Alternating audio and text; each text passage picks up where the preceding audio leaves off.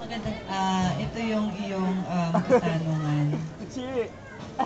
Nagpa-practice kayo ng sayaw ng mga barkada mo.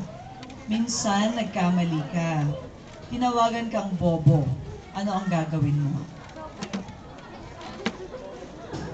Wala po akong ibang gagawin kundi ngumiti lamang po at lakasan ang aking loob dahil wala pong masama sa pagkakamali o sa pagiging bobo dahil wala pong taong perpekto. Lahat po tayo ay nagkakamali. Yun lamang po. Happy Fiesta at pong salamat. Maraming salamat. Ayan. Okay, candidate number 3. 3, ayan. Una tayo ng number.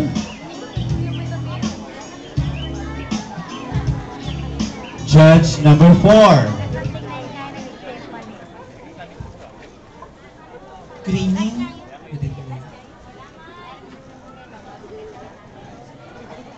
Hindi po ako marunong ng Tagalog.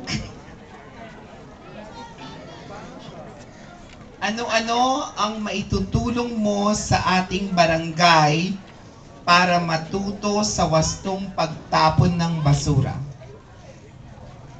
Maraming salamat po sa iyong magandang tanong. Ang may tutulong ko po dito sa barangay, siguro, ang pagturo ng sayaw dahil ako ay may talentong dancer.